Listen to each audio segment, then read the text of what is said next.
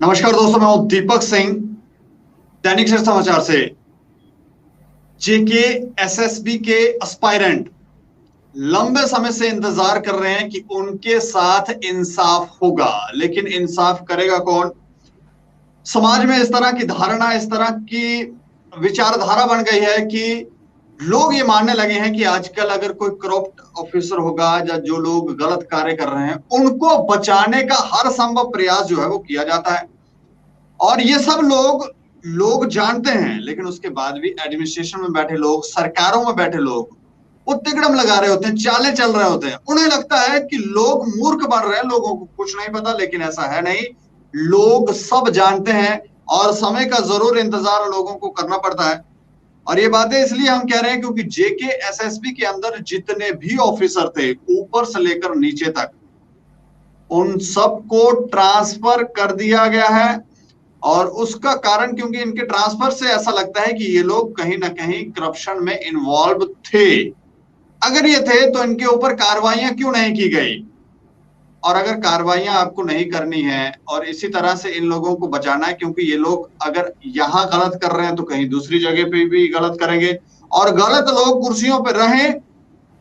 ये तो एक बहुत बड़ी समस्या है कि मतलब सरकारें ये चाहती हैं कि ये रहें, इन पर कार्रवाई हो ताकि इन लोगों की जो शक्तियां हैं, पावरें हैं, ये थोड़ी सी कम हो, इनको थोड़ा समझ आए, अकल आए कि गलत करने के परिणाम क्या होते हैं। और समाज में एक स्ट्रॉन्ग मैसेज जाना चाहिए, लेकिन मैसेज देने वाले भी जो है वो कमजोर हो रहे हैं।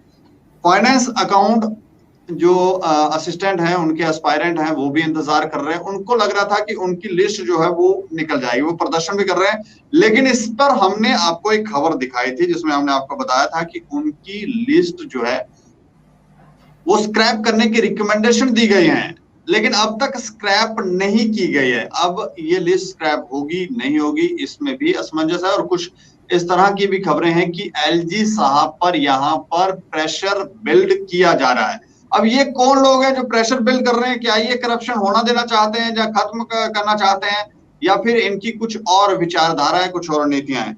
लेकिन जो जेके एसएसबी के एस्पायरेंट हैं वो संतुष्ट नहीं है। हमारे साथ बात करने के लिए विंकल शर्मा है हमारे साथ स्क्रीन के ऊपर। विंकल जी, नमस्कार दीपक जी, आपके सभी दर्शकों को मेरा प्रणाम, नमस्कार। अच्छा, मैं ये जानना चाह रहा हूं कि ये जो भी इस समय घटित हो रहा है, जो भी ट्रांसफर जेके एसएसबी के अंदर हुई, नए ऑफिसर आ रहे हैं, पुराने वाले जा रहे हैं, इससे क्या आप सभी लोग संतुष्ट हैं या नहीं? दीपक जी, जो आपने ये बात कही कि ट्रांसफर हो रही है, एक सैलाब जो है ट्रांसफर्स का जेकेएसएसबी में आया, जी। इससे संतुष्ट होने वाली बात कोई है नहीं, क्योंकि हमारी उन जो एम्प्लॉयज थे जेकेएसएसबी में, उनके साथ कोई दुश्मनी नहीं थी। हमारी कोई उनके साथ ज्यादती मामला नहीं था। हमारा ये था कि भाई जेकेएसएसबी का ये फर्ज बनता है कि एक एग्जाम को ट्रांसपेरेंसी के साथ कंडक्ट कराए, लेकिन उनका ट्रांसफर कर दिया गया। चलिए, ट्रांसफर ठीक है, जेके अगर वो उनकी क्रेडिबिलिटी सवालों के घेरे में आई है तो ट्रांसफर हुई होगी, लेकिन ट्रांसफर के साथ साथ जो लोग इस पूरी एग्जाम प्रक्रिया में शामिल थे, वो चाहे टेंडरिंग हो, चाहे वो ओएमआर की रखवाली हो, चाहे वो पेपर इधर से उधर ट्रांसपोर्ट करें, किसी भी टाइम पे वो अगर वहां शामिल थे, उसके बावजूद अगर एग्जाम की जो क्रेडिबिलिटी है वो सवालों के घेरे में आई, आज जांच हो रही है, जहां उनके द्वारा किए गए बाकी सारे एग्जाम जो जो सवालों के घेरे में आए हैं, तो उनका कौन दोषी है, उसको सजा दिए बिना, उसको बिना किसी पूछताछ के, सीबीआई की कार्रवाई के, उनको वहां से हटा दिया गया और उनको ट्रांसफर करके कहीं दूसरे डिपार्टमेंट में भेज दिया गया है। और ये एक चीज और भी दीपक जी यहाँ बात आएगी कि जेके एसएसबी के एम्प्लॉय जिनका नाम आया हुआ था, उनको सस्पेंड क्यों नहीं किया गया? वो वापस जेके एसएसबी जाते रहे, वो जाते रहे, वहां कोई भी सबूत किसी दूसरे पेपर के साथ लिंक्ड जो होंगे, स्वाभाविक है कि वहां से वो मिट गए होंगे। तो बचाना बचाना कौन चाह रहा है इनको? कौन लोग हैं इनको बचाना चाहते हैं? जो देखिए, तंत्र में शामिल लोग कहीं ना कोई इनके साथ है जो ये कर रहा है।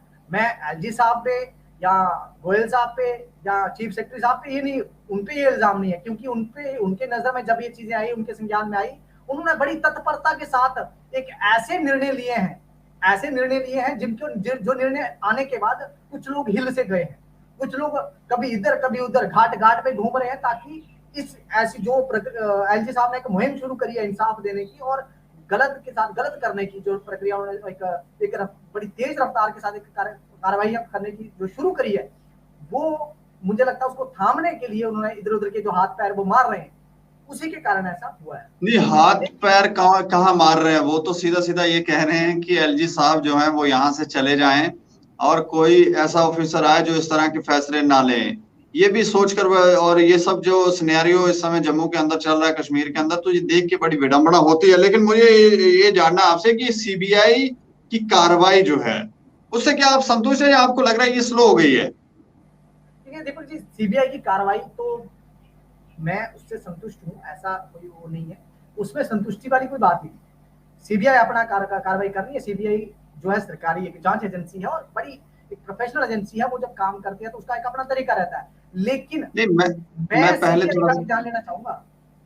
जी जी बिल्कुल। मैं थोड़ा सा क्लियर करना चाह रहा हूँ कि अब मैं जब सवाल कर रहा हूँ तो मैं सिर्फ आपसे नहीं, मैं आपके पीछे जितने भी एस्पायरेंट हैं उन सब की विचारधारा जानना चाह रहा हूँ कि आप लोग संतुष्ट हैं। नहीं बिल्कुल, मैं वही जो मैं यहाँ आपके सामने रख रहा हूँ, मेरी अकेले का पर्सनल का कुछ नहीं, क्योंकि ये मेरा पर्सनल इशू था ही नहीं।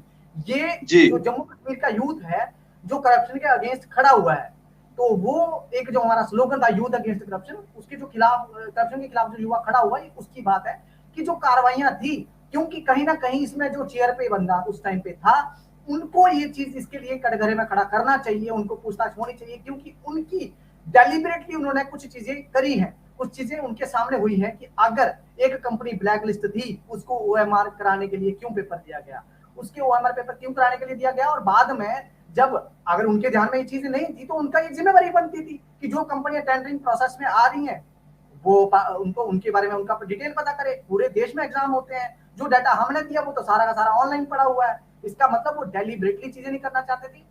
और इसके साथ साथ जेकेएसएसबी का स्टाफ का काम क्या है? एग्जाम कंडक्ट कराना।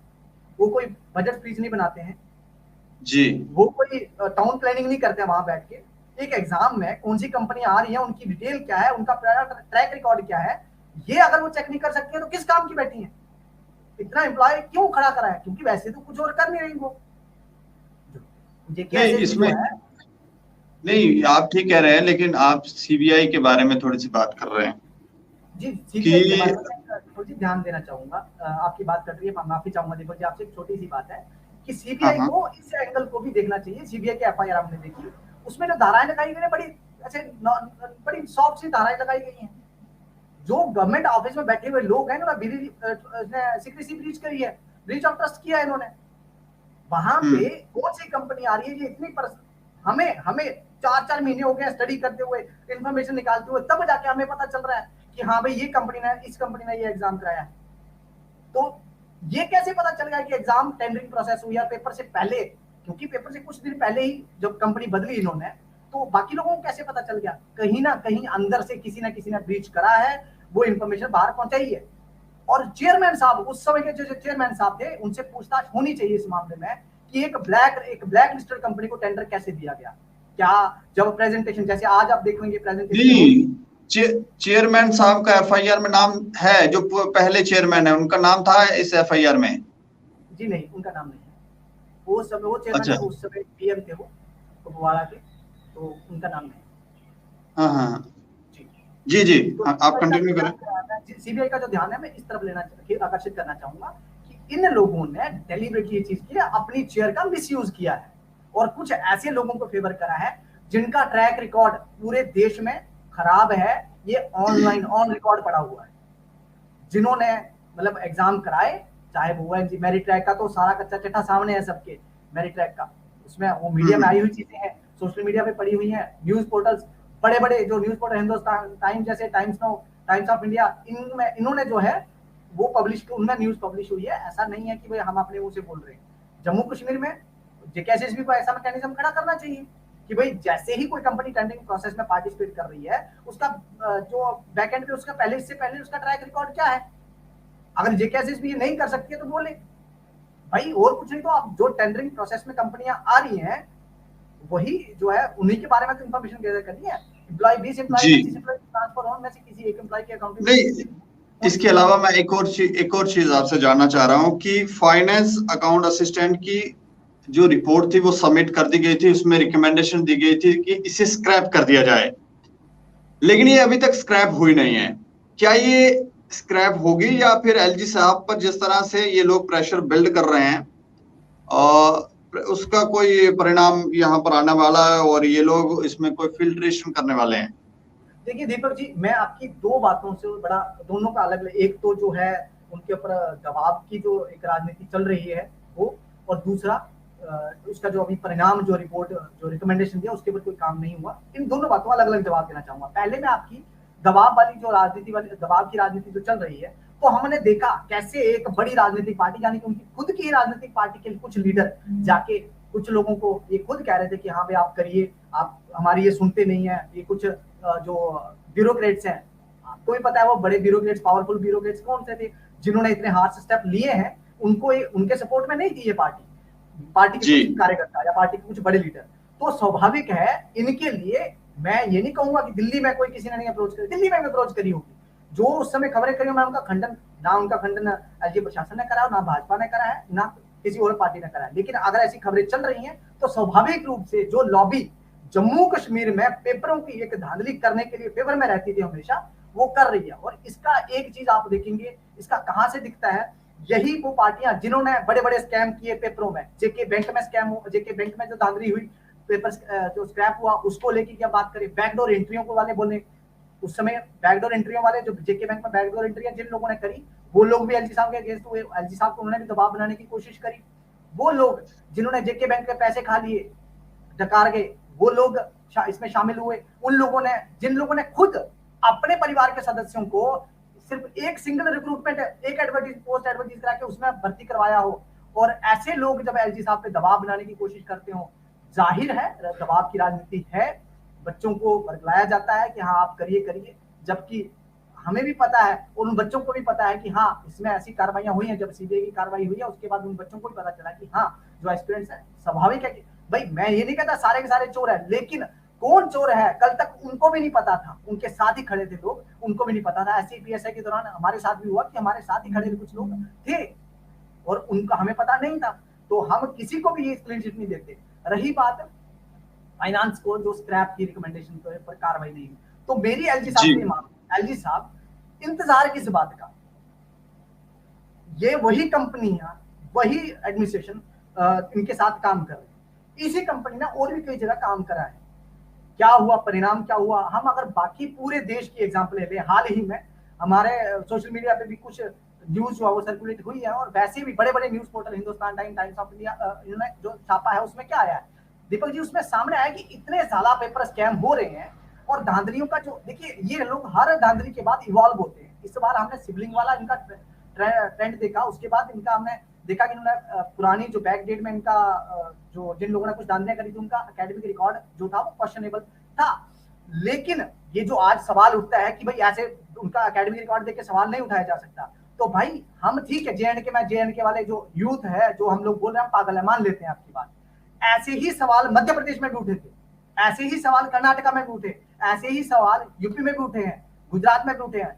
टॉपरों पे ही सवाल उठते हैं क्योंकि कुछ टॉपरों पे संदेह किया जाता है, वो डेलिबरेटली नहीं किया जाता क्योंकि उनका ट्रैक रिकॉर्ड वैसा होता है, उनको देखा जाता है। कुछ लोग जो एस्पिरेंट है वो बेवकूफ नहीं है, वो भी पढ़ रहे हैं, उन्हीं के साथ पढ़ने वाले, उन्हीं के प्राध्यापक, उन्हीं के टीचर जो लोग हैं, वो ये चीजें उनके नजर रखी होती है, वो बताते हैं। और जब उन्होंने ये चीजें बताई हैं दीपक जी, ऐसा मैं नहीं समझता कि हाँ मैं जाति तौर पे मेरी किसी के साथ कोई दुश्मनी नहीं है, लेकिन मैं चाहता हूं अगर आज हम बोल रहे हैं तो जो 5-5.5 लाख युवा जो है, यूथ जो जॉब के लिए रेगुलर एप्लीकेंट रहता है किसी ना किसी जॉब के लिए, अब तो वो भी नंबर कोरोना के बाद इंक्रीज हो गया है, ये उनकी बात है, ये कोई 200-300 की बात नहीं है। एग्जाम प्रोसेस फेयर हो, बस इतनी सी हमारी डिमांड है और हमारा हक है ये चीज। और एग्जाम गया है, मैं रिकमेंडेशन की बात में बोल रहा हूँ कि अगर रिकमेंडेशन गया है तो वो होना चाहिए, इंप्लीमेंट होना चाहिए, क्योंकि वो जिस कमेटी ने रिकमेंडेशन दिया है, अभी तो फिल्ट्रेशन वाली बात आपको सही नहीं लग रही है? देखिए फिल्ट्रेशन अगर होता, मेरे सही लगने से दीपक जी कुछ नहीं होता, अगर मैं कुछ भी बोलूं तो जिस कमेटी ने, आपको अगर ऐसा लगता है, कुछ लोगों को आज कुछ राजनेता बोल रहे हैं, तो मुझे लगता है वो आर के गोयल साहब की जो उनकी कैपेबिलिटी है उस पर सवाल उठाते हैं, जो चीफ सेक्रेटरी साहब है उनकी कैपेबिलिटी के सवाल, और सबसे बड़ी बात वो प्रश्न चिन्ह गवर्नर माननीय एलजी साहब के ऊपर, उनकी कार्यशैली पर, उनकी कैपेबिलिटी के ऊपर सवाल खड़ा करते हैं। क्योंकि गवर्नर साहब ने कमेटी, एलजी साहब ने जो कमेटी बनाई, उस कमेटी में जो 3 लोग थे उनकी कैपेबिलिटी के ऊपर सवाल खड़े करने के लिए ये लोग कुछ आ रहे हैं सामने। तो मुझे नहीं लगता, मुझे लगता है जो उन्होंने करा उस समय ऐसे तो है नहीं कि वो एक दिन बैठे हैं चाय पीते पीते हाँ जी इसको स्क्रैप कर दो। स्वाभाविक है कुछ जानकारियां उनके पास सीआईडी से गई होंगी, कुछ जानकारियां जो है पुलिस से गई होंगी, जेकेएसएसबी से गई होंगी, तो फिर उसके बाद ही रिपोर्ट बनती है। एक लॉ सेक्रेटरी जो उस समय थे, उन लॉ सेक्रेटरी उनके लेवल पे बंदे जो बैठे वहाँ, ऐसे ही द्विवेदी सर थे, ऐसे एडिशनल सेक्रेटरी होम जो है वो भी बैठे। कोई इतना चलते फिरते कोई सड़क छाप बंदे मेरे जैसे ने नहीं बना दिया है, देखो जी ऐसा नहीं है, वो बहुत लेकिन अब टेंडरिंग प्रोसेस भी शुरू हो गया है और जल्द भी एग्जाम जो है वो कंडक्ट किए जाएंगे, एग्जाम शुरू होंगे। इससे क्या आप सारे एस्पायरेंट जो है वो संतुष्ट हैं? देखिए दीपक जी, मैं टेंडरिंग प्रोसेस मैंने भी नोटिस देखा और मैं थोड़ा हैरान भी हुआ उस चीज को लेके कि जिस चीज की हमें डर था कि भाई ये वही करते हैं। मैं दीपक जी एक छोटी सी कहानी बताना चाहूंगा। यूपी में एग्जाम हुआ 2017 को, पीएसआई उसका पुलिस की भर्ती हुई, धांधली हुई, कंपनी को बाहर नहीं किया गया, कंपनी का ऑफिशियल कोई नोटिस नहीं निकाला गया दीवार का। 19 में वही कंपनी शामिल हुई पेपर में, पेपर करवाने के लिए, फिर से स्कैम हुआ। ये अभी 22 में फिर से पीएसआई की भर्ती हुई, फिर से स्कैम हुआ, जिसके बहुत चर्चे पीएसआई स्कैम के दौरान आए थे यूपी की, जिसकी बड़ी एग्जांपल दी गई थी फिल्ट्रेशन की। सीबीटी बेस था, सीबीटी बेस एग्जाम था। तो दीपक जी मुझे बताइए कि अगर इस तरह के तरीका जेकेएसएसबी में वही है, मेरिट ट्रैक थी, ब्लैक लिस्ट थी, बाकी जगह हमारे यहाँ उसको दोबारा अभी भी नहीं करा गया, ऑफिशियल हमें ऑर्डर नहीं मिला है। अगर ऑफिशियल ऑर्डर नहीं निकला वो पार्टिसिपेट कर सकती है, टेंडर में पार्टिसिपेट कर सकती है। जेकेएसएसबी ने क्या मैकेनिज्म बनाया, मैकेनिज्म वो ऑन रिकॉर्ड होना चाहिए, हमें दिखना चाहिए, पब्लिक नोटिस में डालिए उसको, पब्लिक डोमेन में डालिए ना, हमें देखना है उस चीज को कि जो कंपनियां बाहर ब्लैक लिस्ट कहीं उनके कराए हुए एग्जाम जो है वो सवालों के घेरे में आए हैं, उनको रोकने के लिए क्या काम किया है। ये टेंडरिंग प्रोसेस में किस तरह से धांधलियां करते हैं आपने देखा। मेरिट ट्रैक और versus JKSSB versus ND Infosys जो केस था उसमें देखा आपने लास्ट मूवमेंट पे कैसे उस समय के चेयरमैन, अभी के चेयरमैन। तो आप संतुष्ट नहीं है? हम संतुष्ट तभी होंगे टेंडरिंग प्रोसेस हो, बिल्कुल बहुत अच्छा है टेंडरिंग प्रोसेस हो।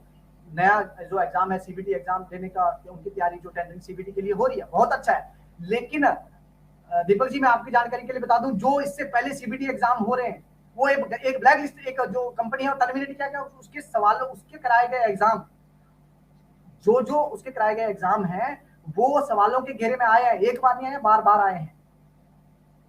चाहे तो इन कंपनियों को कॉन्ट्रैक्ट दे कौन रहा है? मिल तो रहे ना इनको कॉन्ट्रैक्ट। जो यूपी में फेल हो गई, एमपी में फेल हो गई, गुजरात में फेल हो गई, तो उन्हीं ब्लैक लिस्ट एजेंसियों को तो यहाँ पर मिल रहा है ना। ये कौन दे रहा है? उनको कोई पूछ रहा है?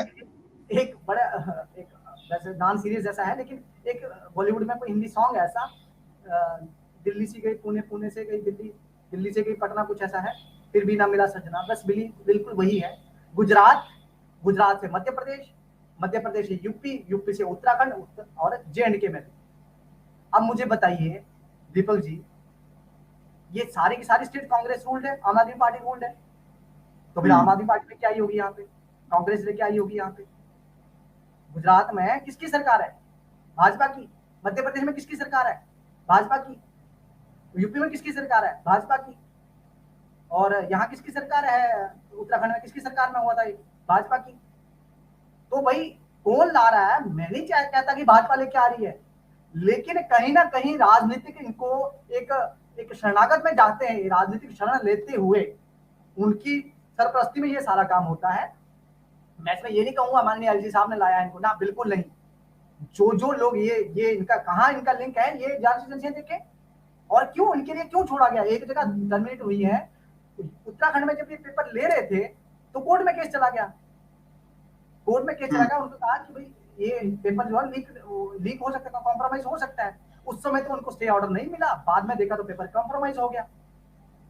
तो इस तरह की घटनाएं हैं। ऐसे ही मध्य प्रदेश में जब हुआ, मध्य प्रदेश में क्या कहा गया दीपक जी? मध्य प्रदेश में ये कहा गया कि ऐसा जो बोर्ड है वहां पे, व्यापम बोलते हैं, व्यापम घोटाला बहुत फेमस है, लेकिन वो घोटाले के बाद उसका नाम बदल दिया गया, प्रोफेशनल एंट्रेंस जो है उसका एग्जामिनेशन कराता है वो बोर्ड, अब उसका नाम बदला है। तो जो वो बोर्ड है उसमें क्या हुआ, 3 एग्जाम थे, तीनों एग्जाम में क्या हुआ है कि इसी कंपनी ने कराया, अब ये कंपनी जब करा रही है एग्जाम तो कॉम्प्रोमाइज हो गए, अभी तो पता नहीं चला। कमेटी उनका बोर्ड ने जब खुद इंक्वायरी करी उसमें कुछ नहीं दिखा। जैसे हमारे यहाँ जेई की हुई थी, सीबीटी जो हुआ था जेई में हुई थी, डिपार्टमेंट के अंदर इंक्वायरी हुई, कुछ पता नहीं चला। लेकिन जब उन्होंने स्पेशली आईटी का कोई बंदा बुलाया, उससे इंक्वायरी करी, तो 10 में से 7 एग्जाम क्लीन निकले, लेकिन 3 एग्जामों में धांधली पाई गई। तो क्या किया था इन्होंने? जो लोग इन ब्लैकलिस्ट एजेंसीज को ये कॉन्ट्रैक्ट दे रहे हैं उनके ऊपर भी कार्रवाई होनी चाहिए थी।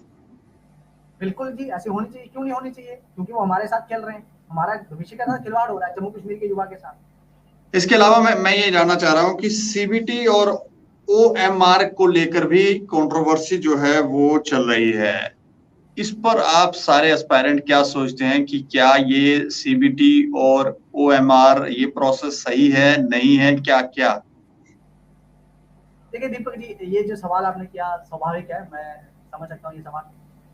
परसों जब नोटिस आया है, कल से नोटिस आया जब, तो उसके बाद से एक हो गया, तो एक बड़ा वेलकमिंग स्टेप भी कुछ लोगों ने कहा, कुछ लोगों ने इसको अपोज भी किया। तो इसके दो हैं दीपक जी, ना ही सीबीटी अच्छा है ना ही ओएमआर अच्छा है, और सीबीटी भी बहुत अच्छा और ओएमआर भी बहुत अच्छा है। ये डिपेंड करता है कि कराने वाले की मंशा क्या है। देखिए अगर आप कहें इसको कि ट्रांसपेरेंसी बढ़ जाती है सीबीटी में, तो यही सीबीटी हुआ था सीजीएल में 2017 में, कॉम्प्रोमाइज हो गया। सीबीटी ही होता है जेई मेंस, उसमें कॉम्प्रोमाइज हुआ है पेपर। ऐसे ही जो है इसका एग्जामिनेशन जो है हमारे पुलिस सर्विस के एग्जामिनेशन जो होते हैं उसमें भी कई बार कॉम्प्रोमाइज हुआ है। लेकिन अगर वही मंशा हो कि भाई हमने नहीं होने देना, तो इस बार के जो जेई का पेपर हुआ उसमें, नीट का एग्जाम हुआ उसमें क्या किया, अगर उन्होंने करने मतलब उनको धांधली करने से पहले ही रोक लिया। ऐसे ही दीपक जी अगर ओएमआर की बात करें तो ओएमआर बिल्कुल सही नहीं है। अगर हम जेएनके का जो अभी जेकेपीएसआई का एग्जाम हुआ, लेकिन यही ओएमआर बेस्ड यूपीएससी करा रही है, यही ओएमआर बेस्ड पेपर यूपीएससी करा रही है, वहां कुछ नहीं होता है। तो यहाँ टोटली मंशा है, जिसकी मंशा है ईमानदारी से ट्रांसपेरेंसी से एग्जाम कंडक्ट कराने की वो कराएगा, जिसकी मंशा नहीं है वो पेपर बाहर आने से पहले ही बेच देगा, जैसे कि हमने देखा पीएसआई के टाइम पे, जैसे कि हमने देखा फाइनेंस के टाइम पे। तो यहाँ मेरा स्पष्ट है कि हाँ जेएनके में एक और चीज देखनी पड़ेगी। जेएनके में अभी सीबीटी एग्जाम हुए हैं जो, तो 16,000 के आसपास कैंडिडेट थे, कुछ एक पेपर जिसका जानकारी आई है, उसमें अगर आप देखेंगे तो काफी ज्यादा शिफ्टिंग जो है करनी पड़ती है। तो शिफ्ट में कहीं ना कहीं एक बात आती है कि भाई नॉर्मलाइजेशन को लेकर बड़े सवाल उठते हैं। आज भी जूनियर असिस्टेंट का जब मुद्दा देखते हैं वो कोर्ट में चला गया नॉर्मलाइजेशन को लेकर, हालांकि वो फॉर्मूला है, बट मुझे नहीं लगता है कि हमारे यहाँ कोई 30-35 लाख यूथ पार्टिसिपेट कर रहा है किसी एग्जाम प्रक्रिया में। जो यूजीसी करता है, जो उसका मैं यूजीसी कर रहा हूँ, माफ करना, जो यूपीएससी करता है वो उसमें लगभग 10 लाख, तो इसके लिए 10 लाख कैंडिडेट तो इसके लिए बैठता है, सिविल सर्विस एग्जामिनेशन के लिए बैठता है।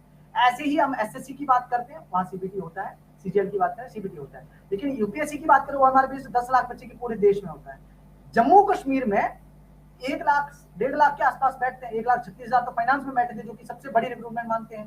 तो मैं ऐसा समझता हूँ दीपक जी कि रिक्रूटमेंट में जब अगर ओएमआर बेस्ड पेपर, बड़ी रिक्रूटमेंट ओएमआर बेस्ड पेपर कर रहा है, तब भी सरकार को इसकी क्रेडिबिलिटी बनाने के लिए अभी के लिए जो पेपर है ये किसी सिटिंग जज के अंडर, किसी ना किसी सिटिंग जज के अंदर जो है ये उसकी सुपरविजन के अंडर ये सारा प्रोसेस हो जेकेपीएसआई का, सो दैट ये जो एग्जाम प्रक्रिया है फेयर तरीके से हो, ताकि ये ऐसी इस तरह की धांधली एक क्रेडिबिलिटी इसकी बनेगी। दूसरी चीज दीपक जी, सीबीटी की अगर बात करें तो छोटे पेपरों के लिए अगर सीबीटी के लिए ऑप्ट करते भी हैं, उसमें भी प्रॉपर जो आईटी अभी जो साइबर सिक्योरिटी के प्रॉपर टूल्स हैं इंप्लीमेंट हो। जेएनके में आईटी एक्सपर्ट जो है जेकेएसएसबी को तो जो जेएनके सरकार है वो करे, जम्मू कश्मीर सरकार के पास है, वो उनको एक IT expert, 1-2 IT expert deputation में भेजे, ताकि वो ये लूप होल्स देखे कि कैसे ये गड़बड़ियां होती हैं। भाई साहब आपकी जानकारी के लिए बता दूं, सिस्टम की लूपिंग को लेकर इनको कोई कंसेप्ट ही नहीं था, स्पाई को लेकर इनको कोई कंसेप्ट ही नहीं था कि ऐसा भी कुछ होता है।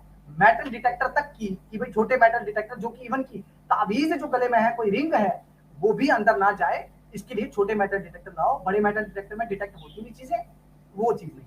डिजिटली जो है ये इनका जो पेपर होते हैं उनको कैसे ट्रैक करना, वो ट्रैक तो करना मुश्किल होता है, मैं नहीं कह रहा मुश्किल नहीं, आसान होता है, लेकिन फिर भी गलतियां जो है वो अगर ब्लैक लिस्टेड फॉर्म्स को लाओगे तो होंगी।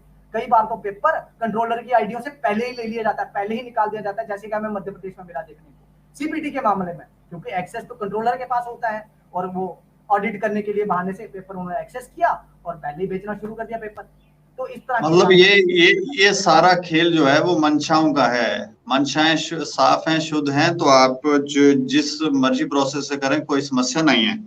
अच्छा, मैं क्योंकि आपकी आपकी बात है कि ये हमारा एक है कि आप जो है पहले अकाउंटेबिलिटी फिक्स करिए, उसके बाद जो है आप अकाउंटेबिलिटी फिक्स करिए, उसके बाद आप पेपर लीजिए जिस भी बोर्ड में लगता है। हम किसी बोर्ड के खिलाफ नहीं है, हम खिलाफ है धांधलियों के। और अगर अगर फेयर एग्जामिनेशन प्रोसेस आप लोग आपको जो है प्रोवाइड करना है तो उसके लिए आपको कुछ सख्त स्टेप लेने पड़ेंगे, कुछ कड़े निर्णय लेने पड़ेंगे। फिर वो चाहे डेपुटेशन में किसी आईटी एक्सपर्ट को बुला लीजिए जेकेएसएसबी में, चाहे जेकेएसएसबी के जो एक्सपर्ट है उनको साइबर की ट्रेनिंग कराइए, जो भी आपको रखना है, लेकिन वो लेने पड़ेंगे। ऐसे ही जो कंपनियों का ट्रैक रिकॉर्ड खराब है उनको उनको पेपर लेने के लिए अलाउ मत करिए। चाहे फिर आपको कंपनी कोई नहीं मिलती है तो खुद ही कराना पड़े, खुद का इंफ्रास्ट्रक्चर क्यों ना लगाना पड़े। सरकार को एक पेपर कंडक्ट कराने में, दीपक जी आपके दर्शकों को बता दूं, 60 से 70 रुपए प्राइवेट कंपनियों को देते हैं एक व्यक्ति के, और सीबीटी कराना हो तो 250 के आसपास, जो कि महंगा पड़ता है, 250 के आसपास जाता है, 270 300 भी मान लेते हैं। अगर इतना प्राइवेट कंपनियों को दिया जा रहा है तो भाई हमारा पैसा है, हम लोगों ने दिया है, हमारे पैसे से क्यों नहीं करते हैं, इंफ्रास्ट्रक्चर क्यों नहीं खड़ा कर लेते हैं? क्या जम्मू कश्मीर सरकार के पास मशीनरी नहीं है? मैन तो है, तो करिए ना। नहीं, सब चीजें हैं, लेकिन वो कई बार जो ब्लैक लिस्टेड कंपनियां हैं वो हो सकता है मोटा पैसा भी देती हैं, उनसे कमाई भी होती है, तो करना पड़ता होगा। लेकिन ये जितनी भी बातें अभी जब से ये प्रदर्शन शुरू हुए हैं, जो भी हो रहा है, इसमें कहीं आप सारे लोग तो राजनीति तो नहीं कर रहे हैं? देखो जी, ये कैसा आरोप लगा रहे हो आप राजनीति? लेकिन हाँ, अगर ये राजनीति है, मुझे जहां मैं समझता हूँ ये आपका आरोप तो नहीं होगा, ये लगभग सभी लोग लगाते हैं, लेकिन मैं आपसे माफी चाहूंगा इस बात पे, लेकिन हाँ ये आरोप देखने को मिलता है। तो अगर ये राजनीति है, युवाओं के लिए बोलना राजनीति है, तो हाँ मैं राजनेता हूँ। अगर अपने हक के लिए राजनीति है तो हाँ मैं राजनेता हूँ। देश का 5.5-6 लाख जो प्रदेश का 5.5-6 लाख जो युवा है, अगर उसके हक के लिए उसके साथ नाइंसाफी हो रही है, अगर वो मेरे साथ आके खड़े हैं या मैं उनके साथ आके खड़ा होकर कुछ बोल रहा हूँ, तो हाँ अगर उसको राजनीति कहोगे तो मैं राजनीति कर रहा हूँ। और अगर इस राजनीति से किसी का भला होता है तो मैं राजनीति कर रहा हूँ, मैं करूंगा। लेकिन जिन नेताओं का ये दायित्व है कि वो इन चीजों पर बोलें, पेपर लीक हुए हैं, अगर स्कैम हुआ है, इस पर बोले, तो नेता तो बोलते दिखते नहीं है। उसके पीछे क्या कारण लगता है? दीपक जी कैसे बोलेंगे, कैसे बोलेंगे? मैं जम्मू के ही बड़े विख्यात चैनल की अभी एक 2 दिन पहले एक कोई क्लिपिंग चल रही थी, जिसमें जो वर्तमान में देश की सबसे बड़ी पार्टी है उसके कोई डीडीसी मेंबर थे, उसके कोई जी। डीडीसी मेंबर, तो उनका नाम आ रहा था कि उनके बेटा जो है वो उसमें है, एफआईआर में नामजद है। ऐसे ही अगर आप बात करें नेताओं की, बाकी मतलब कुछ नेता बोले हैं, कुछ नेता, कुछ पूर्व मंत्री जो है वो बोले हैं इस बारे में। वर्तमान में जो कुछ नेता हैं, स्वाभाविक और डंकी की चोट पे, इवन की कुछ लोगों ने उनको घेरा और उनके मुंह से करवाने की कोशिश करी है कि हाँ भाई ये चीज आप बोलिए, हमारे सपोर्ट में बोलिए, लेकिन उन्होंने कहा नहीं, जो गलत हुआ है सो गलत हुआ है। लेकिन उसके बावजूद भी कुछ नेता जो जब सत्ता में थे तो उन्होंने सत्ता का लोभ लिया, जब वो पावर में सत्ता के बाहर रहते हुए भी पावर में रहे तो उसका उन्होंने फायदा लेके अपने बच्चों को, कहीं बैंकों में डकैतियां करी हैं एक तरह से, बैंकों का पैसा खा लिया, कहीं बच्चों को अपने एडजस्ट करा लिया, कहीं अपने रिश्तेदारों को करा लिया। आज वो आके हमें सबक सिखा रहे हैं, आज हमारे लिए बोल रहे हैं कि हम राजनीति कर रहे हैं। उनका काम इतना था कि वो युवाओं के साथ नाइंसाफी ना होने देते, सारी जिंदगी ये यही करते रहे कि कश्मीर की पार्टियां हैं, कश्मीर सेंट्रिक पार्टियां हैं, इन्होंने राजनीति करी है हमारे साथ। तो ये कौन सी राजनीति? ये हमारे साथ राजनीति नहीं कर रहे हैं। आज अगर धांधलियां हुई है तो इसमें क्या मतलब हुआ? अगर जम्मू के किसी एक एरिया में अगर ये गड़बड़ियां हुई हैं तो क्या इसमें जम्मू का पक्ष लेने के लिए खड़े हो गए तुम लोग? तुम्हें शर्म नहीं आती है? तुम लोगों को सोचना चाहिए कि ये जम्मू कश्मीर के युवा की बात है। यहाँ हम यूथ, मतलब आप ये कह रहे हैं कि मतलब डिफरेंस जो इसमें दिख रहा है कि वो करप्ट लोगों के साथ, जो नेता हैं जिनका ये दायित्व था कि वो करप्शन को खत्म कर दे, वो करप्ट लोगों के साथ खड़े हुए दिखते हैं, साफ दिखते हैं कि ये खड़े हैं, बोल नहीं रहे हैं तो खड़े हैं। दीपक जी मैं अभी तो कह रहा हूँ कि एक बड़ी देश की बहुत बड़ी पार्टी, उसका एक उसके मतलब एक इस समय एक इलेक्टेड रिप्रेजेंटेटिव है वो, उनका बेटा, अगर इसमें उनका बेटा नामजद हुआ है एफआईआर में, उनका भी नाम उसमें लिखा हुआ है किसान। आप ये अब मुझे बताइए पार्टी ने उनके ऊपर क्या एक्शन लिया है? पार्टी ने उनके ऊपर क्या एक्शन लिया है? कोई एक्शन लिया है? कोई एक्शन नहीं लिया है। अब अगर राजनीति उनके मतलब उन्हीं के पार्टी के कुछ, मैं सभी नेताओं की नहीं बात करता हूँ, लेकिन कुछ नेता उन्हीं के पार्टी के क्या कह रहे हैं, कह रहे आप थोड़ी और इकट्ठे हो जाओ, थोड़ा और प्रेशर बनाओ, ये हमारी सुनते नहीं है, ये इलेक्शन नहीं होने देना चाहते, इलेक्शन होने नहीं देना चाहते कि आप नहीं होने देना चाहते, आप लोग देख रहे हो कि आपके कारनामे क्या है, वो जनता के सामने खुल रहे, एक पेपर, दो पेपर, तीन पेपर, कितने पेपरों में धांधलियां हुई हैं आपके रहते हुए, ये सब काम हुआ है। जो नहीं, मैं एक और चीज, विंकल जी ज्यादा लंबा तो नहीं हम करेंगे, हमें लगता है कि ज्यादा समय हो रहा है, लेकिन एक बात और मैं आपसे जानना चाह रहा हूँ कि जो सीबीआई ने जो एफआईआर दर्ज की है, जिन लोगों के नाम उसमें हैं, क्या वो नाम सही है? जो उनमें भी कुछ लोगों को बचाया गया है, उनका एफआईआर में नाम डाला ही नहीं गया, और ये भी कुछ इस तरह का देखने को आप लोगों को मिल रहा है। देखिए दीपक जी, अगर हम एफआईआर को देखें ना, तो एफआईआर में बड़ी मतलब कुछ लोग तो कर रहे हैं उसको गलत, हम गलत कोट नहीं करेंगे, उसमें अननोन जो दो है, unknown JKSSB official, unknown private person और अननोन मेरिट जो एम्प्लॉइज है उनकी बात करें तो 3 ऐसे कॉलम है जहां कोई भी आ सकता है, तो उसमें एक बड़ा स्कोप बचता है, वो अनकाउंटेबल है। तो कौन है वो भारत के किसी भी हिस्से का, भारत में किसी भारत के किसी स्टेट में रहता हुआ पर्सन उसमें अंदर आ सकता है, ऐसा मैं उसमें हम समझते हैं टेक्निकली वो ये चीज है। लेकिन हाँ, उसमें धाराओं की बात करें हम, तो जिन लोगों ने जेकेएसएस में, मैंने आपको शुरू में ही कहा, जेकेएसएस में टेंडरिंग प्रोसेस से लेके, टेंडरिंग प्रोसेस में टेंडर डॉक्यूमेंट को अगर आप देखा जाएगा, देखो कि मेरे पास वो टेंडर डॉक्यूमेंट है, मैं आपको दूंगा पक्का वो टेंडर डॉक्यूमेंट, आप उसमें देखेंगे उस टेंडर डॉक्यूमेंट में जो जो चीजें लिखी हैं उसके हिसाब से क्या काम हुआ है, नहीं हुआ है तो उन लोग जो चेयर पे उस समय पर्सन थे उन्होंने अपनी चेयर का मिस यूज किया है, उनके ऊपर कार्रवाई होनी चाहिए, ये उसके मैंडेट है सीबीआई का, वो कार्रवाई करे।